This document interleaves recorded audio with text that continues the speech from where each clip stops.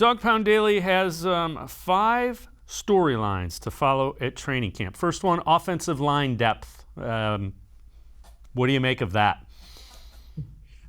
I think that's a good one to bring up because, I think Jack Conklin is a guy that may miss a game or two, right? That's kind of how it's been throughout his career. He's not Joe Thomas out there.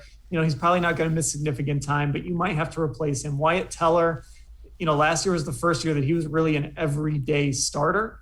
And we saw there were some injury issues there, and he had to miss a little time. So you got to have depth there. You drafted James Hudson. If he can become your swing tackle, great. But they're going to have to find that interior guy. Nick Harris is on the roster. He's got to continue to establish himself as the backup center and potentially the center of the future. They're very durable on the inside with Treader and Bitonio. But those other guys, we just don't know if they're going to be able to play a full 17 games. So I think depth on the line is an important thing to keep an eye on for sure. And you know what? Last year they were plugging guys in, in playoff games, and they were playing well. So points to them. All right, talent at the end of the roster. And again, this is a really, really deep roster.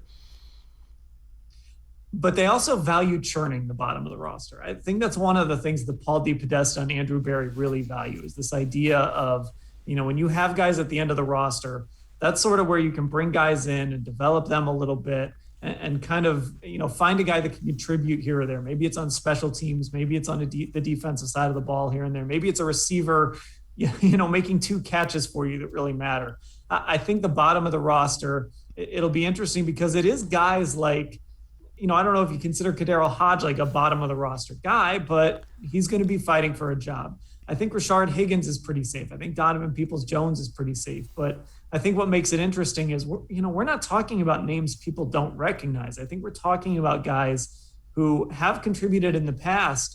Malcolm Smith, for example, he's got to fight to make the 53. So I think that's a really interesting spot to watch because it's going to be names that people know from last year and maybe even a couple years ago. Yeah, it's what happens with a good playoff team. It's that roster has been upgraded. All right, third on the list, integration of rookies, and this one's going to be really interesting just because of the rookie class that's coming in.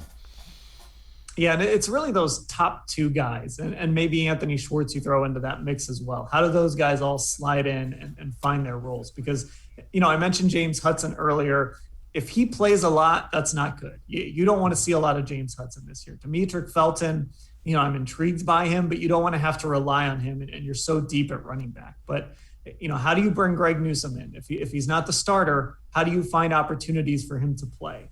Jeremiah Wusu-Koromoa, who we talked about, if he's not the starter, how do you get him on the field, and then how do you expand his role? And then Anthony Schwartz is kind of the wild card in all that speed, but how do you fit him in with this crowded wide receiver core and get him reps? Another thing that is on this list, the next one, the Baker-Odell connection. And again, that might be number 1. Yeah, outside of the camp battles, it's probably what everyone's going to be watching. Are those 2 on the same page? And it might be hard to tell, until we get to real football games in September. But we're going to be watching how often those 2 connect. If they connect a bunch, there's going to be nothing but great stories. If they're, if Baker's throwing it over Odell's head or he's running a different route than Baker expected him to run, then there's going to be stories about that too. So this is going to be ongoing until these guys get to September and until we kind of see whether they actually are on the same page or not in real football games. But, outside of any camp battle that we can throw out there, I think this might actually be top of the list. And the last one kind of comes back to what we mentioned. No guys on the physically unable to perform list. So how do the players who are coming back from injuries look? And specifically Grant Delpit. That's a really interesting room because you've got John Johnson III. We know what his role is going to be. Just write it in pen.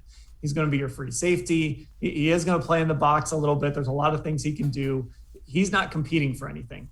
I think Ronnie Harrison has a real chance. If Grant Delpit starts slowly or if Ronnie Harrison is just better, I think he's got a chance to be that second safety on the field. Now, we'll see all 3 safeties, but Grant Delpit's really the guy. If we're going to talk about guys coming back from injury that everybody wants to see and everybody wants to watch.